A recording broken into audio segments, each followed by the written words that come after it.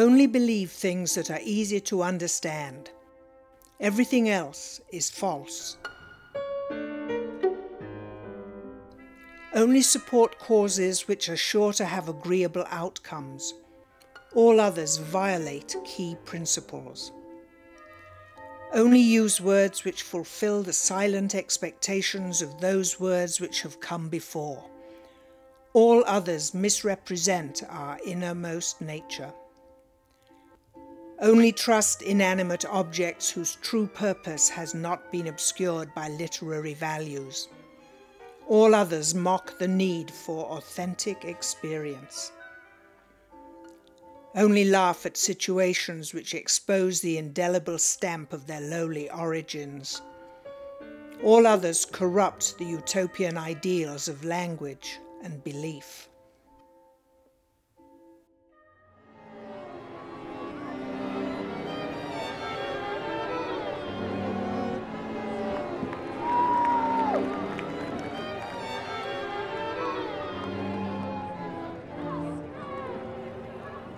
All mispronounced foreign words have unique personalities. Accompanied by their corrupting influence, they infiltrate core values at a velocity just below the speed of light. The background monitors remain switched on.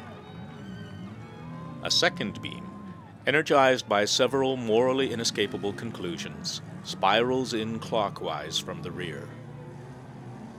Small, blurry things collide and disintegrate into smaller, blurrier things. Still higher intensities are expected soon.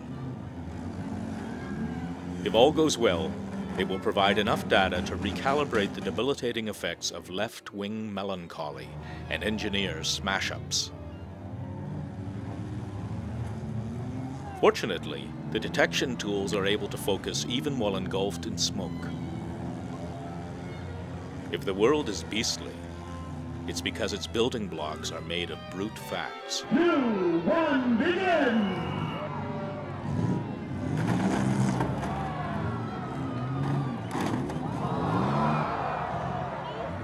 They don't believe that suffering is the path to redemption.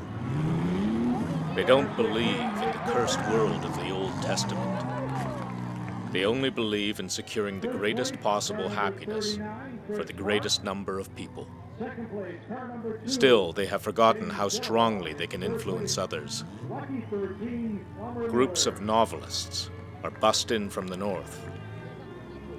Untrustworthy inhabitants in the outlying districts quietly remove their clothes. Those confused by awkward feelings of modesty and virtue seek advice from knowledgeable strangers.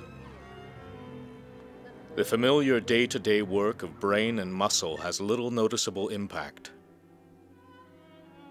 More mature adversaries are contacted and arrive wearing hats. Their figures of speech are identified, singled out, pulled aside, and submitted to humiliating searches.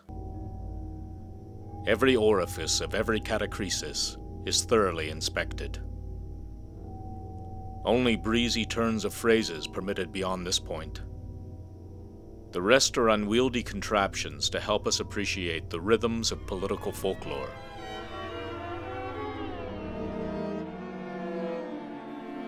Their use does not require any special scientific training. One stands in front of a towering mountain, and one just knows that it is there. You don't have to be told by authorities. Cherish your lucky number. Don't reveal it to anyone, not even your best friend. And don't be too quick to make judgments based on emotional responses. That would be incorrect, and you will be disqualified. Still, one might see very clearly what is right in front of you, without knowing if it is a mammal, a reptile, or a bird.